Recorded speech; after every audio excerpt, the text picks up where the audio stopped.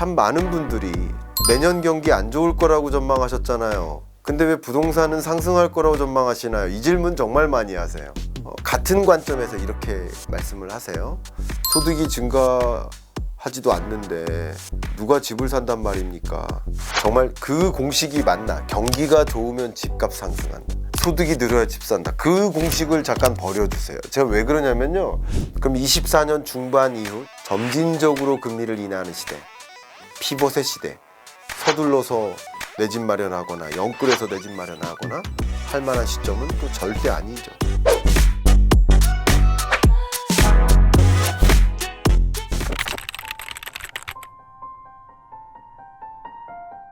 역시 저는 이제 부동산 시장을 거시경제의 하나의 부문으로서 간주하고, 예를 들어서 금리와 물가와 환율과 경제 성장률과 이런 여러 변수들과 톱니바퀴처럼 연결되어서 맞물려서 돌아간다고 하는 접근으로 분석하는 사람이에요.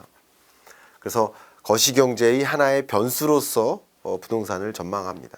그런 면에서 저는 그 부동산 시장을 좀 아주 간단히 정리할 때는 여러분이 이제 분석가, 애널리스트로서 전망하시지 마시고 간단히 접근할 때는 그냥 시대를 정의하시면 좀 간편해지기도 합니다. 그래서 조금 있다가 좀 구체적으로 분석을 할 수도 있겠지만, 잠깐 시대를 정의해 보면 아마도 큰 틀에서 틀리지 않으실 거라고 생각을 합니다.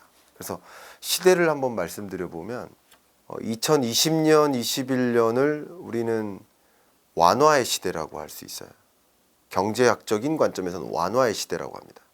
20년, 21년이 경제적으로는 정말 힘들었죠. 팬데믹 경제 위기였으니까. 제가 어제 신세계그룹에 다녀왔는데, 신세계 면세점업, 이마트, 백화점, 정말 많은 임직원들이 그때를 회고하면 상상하고 싶지가 않아요. 무급휴직 대상이었어요. 50대 가장이. 생각해 보세요. 정말 힘들었습니다. 다시 한번 돌이켜 보세요. 여러분, 마스크 쓰고 다니고 정말 힘들었었습니다. 근데 20년, 21년 집값이 어땠나요?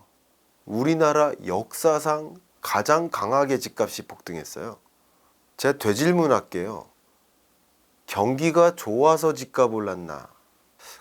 참 많은 분들이 제가 이 시장을 분석할 때 저성장 고착화라고 했잖아요. 내년 경기 안 좋을 거라고 전망하셨잖아요. 근데 왜 부동산은 상승할 거라고 전망하시나요? 이 질문 정말 많이 하세요. 내년 경기 안 좋을 거라고 전망하시면서 부동산은 왜 상승할 거라고 전망하시나요? 25년에 대해서.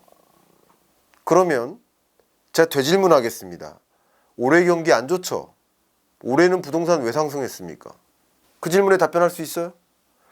2020년, 21년 경기 좋아서 집값 올랐나요? 경기 최악이었다니까요. 역성장했습니다. 경제 위기였습니다. 부동산 가격은 폭등했습니다. 경기랑 경기의 흐름하고 부동산 경기의 흐름하고 같이 간다라고 보시면 안 됩니다. 같은 관점에서 이렇게 말씀을 하세요. 아니, 그 소득이 증가해야, 경기가 좋아야 소득이 증가하고, 소득이 증가해야 집을 사죠. 소득이 증가하지도 않는데 누가 집을 산단 말입니까? 참 안타까운 말씀을 주시는데 지금 참 죄송하고, 저도 그런 말씀 드려서 그 내 집 마련에 대한 의사결정은 1, 2년 동안 소득이 늘어서 집 살 사람이 없습니다. 손흥민 아니에요. 우리 1년 동안 2년 동안 경기가 좋아서 집 살 사람이 어디 있어요. 20년 30년 소득을 모아서 집 사는 겁니다. 평생 모아서 집 사는 겁니다. 근데 1년 2년 경기가 좋아서 집 산다고요? 소득이 증가해서 집 산다고요? 그 평생 피땀 흘려서 모은 그 돈에 대한 평생에 대한 내 인생을 바친 그 전 재산에 대한 의사결정을 내리는데, 그죠? 그 의사결정을 미스하면 됩니까? 안 되잖아요. 그러니까 그 신중한 의사결정을 내리는 데 있어서 그 전망이 필요한 거예요. 희망하는 게 아니에요. 전망하는 거예요. 전망. 그러니까 오를 때 오를 거라고 전망하고 떨어질 때 떨어질 거라고 전망하고, 전망하는 것과 희망하는 건 다릅니다. 제가 그 말씀 먼저 드리고요. 제가 좀 강조하고 싶은 것은 정말 그 공식이 맞나? 경기가 좋으면 집값 상승한다. 소득이 늘어야 집 산다. 그 공식을 잠깐 버려주세요. 제가 왜 그러냐면요. 그렇게 생각하시면 그 공식으로 부동산 경기를 자꾸 진단하시면, 그러면 누가 부동산 전망 영상을 왜 보십니까, 여러분? 경기 좋아지나 나빠지나만 보시면 되는데 그 공식으로 보실 거면 아닙니다. 절대 아닙니다. 아님을 또 증명해 드릴게요. PIR이라는 지표가 있어요. PIR이 몇이죠? 서울? 평균 소득자의 연봉 대비 집값이 몇 배냐 이거죠.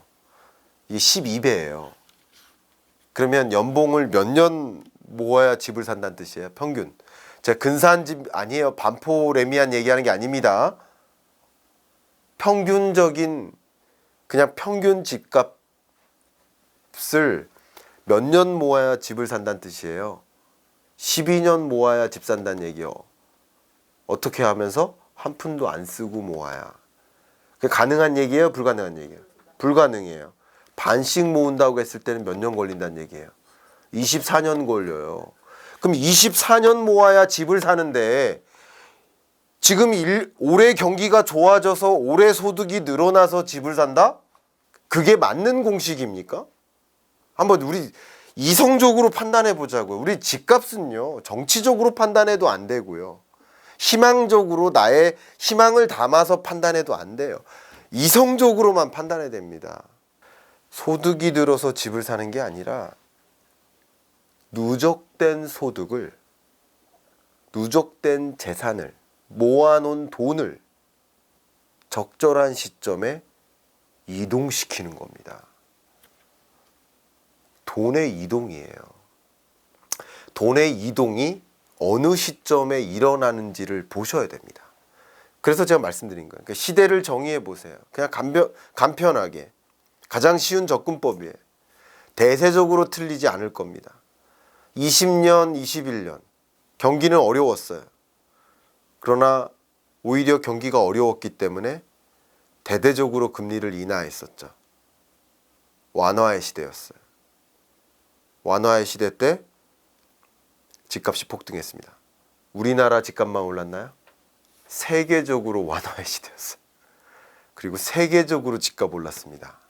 그리고 22년, 23년, 24년 상반기까지 세계적으로 금리를 대대적으로 올리는 시대였습니다. 이걸 긴축의 시대라고 하죠. 그 긴축의 시대 동안 우리나라만 금리 인상했어요? 세계적으로 금리 인상했어요. 그럼 우리나라만 집값 떨어졌어요? 세계적으로 집값 떨어졌어요. 긴축의 시대에 어울리는 부동산 시장의 모습이었습니다. 완화의 시대에 어울리는 부동산 시장의 모습이고, 긴축의 시대에 어울리는 부동산 시장의 모습이었다. 그럼 24년 중반 이후 제 25년 경제전망서의 제목이 피벗의 시대라고 했고, 24년 중반 이후부터는 점진적으로 금리를 인하하는 시대, 피벗의 시대, 완화의 시대까지는 아니에요. 아직도 높은 금리예요. 극단적으로 제로금리를 도입하는 것까지는 아니에요. 점진적으로 인하하는 시대예요. 그래서 제가 뭐라고 썼어요? 완만한 상승세.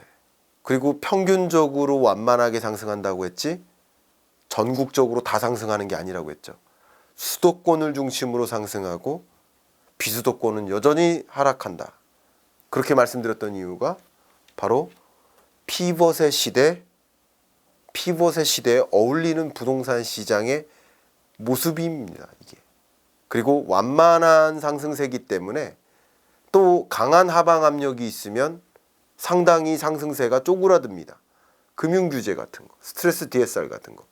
그런 강한 하방 압력이 있으면 뭐 상승하다가도 좀 상당히 쪼그라들고, 금융규제가 또 풀리면 또 완만한 상승세가 유지되고, 이런 흐름일 것이다 라고 저는 전망한 거죠. 그리고 또 완만한 상승세라고 본다면 또 지역에 따라 차이가 있겠지만 뭐 서둘러서 내 집 마련하거나 영끌해서 내 집 마련하거나 할 만한 시점은 또 절대 아니죠. 그러니까 그 시대를 규명하고 시대에 어울리는 자산 시장의 모습이 있지 않을까. 일단은 더 구체적으로 저는 뭐 한 8가지 접근으로, 예를 들어서 기술적 분석, 수급 분석, 수요 분석, 공급 분석, 선행 지표 분석, 이런 여러 가지 접근으로 분석, 정책 분석 뭐 이렇게 분석을 다 해보고 들여다 봐야 되겠지만, 뭐 여러분 한 분 한 분이 애널리스트고 여러분 한 분 한 분이 이코노미스트가 아니기 때문에 저랑 똑같은 접근으로 분석을 하시라고 말씀드리긴 어렵잖아요. 저는 여러분께 강조해서 드리는 게, 오히려 상승할 것이다라고 생각하시는 분이라고 한다면 하락을 전망하시는 분들의 근거를 한번 잘 들어보시고요. 하락할 것이다라고 생각하시는 분들은 상승할 것으로 전망하시는 분들의 근거들을 또 한번 잘 들어보셔서 그 여러 근거들을 잘 조합해서 그 균형점을 찾아가시는 게 어떨까. 왜냐하면 우리가 분명 미처 못 보는 것들이 있을 거예요. 여러분이 제 이제 정면을 보고 계시잖아요. 사실 뒤에서 보시면 제가 진짜 잘생겼거든요. 네, 그렇습니다. 입체적으로 보셔야 됩니다. 그래서 다 보셔야 여러분이 미스저지하지 않습니다. 미스저지하지 않도록 제가 의견을 드리는 것이고, 제가 맞다는 주장이 아니에요. 저도 틀릴 수 있고 누구나 틀릴 수 있지만 여러 가지 의견들을 조합해서 합리적인 선택을 좀 하시는데 참조하셨으면 좋겠습니다. 근데 중국 경제가 유동성 함정에 빠져 있어요. 정말 막대한 유동성을 퍼붓고, 그래도 중국 부동산 경기가 아직까지도 그 회복될 조짐이 보이지 않아요. 중국으로부터 인구가 떠나고 있어요. 기업이 떠나고 돈이 빠져나가고 있어요.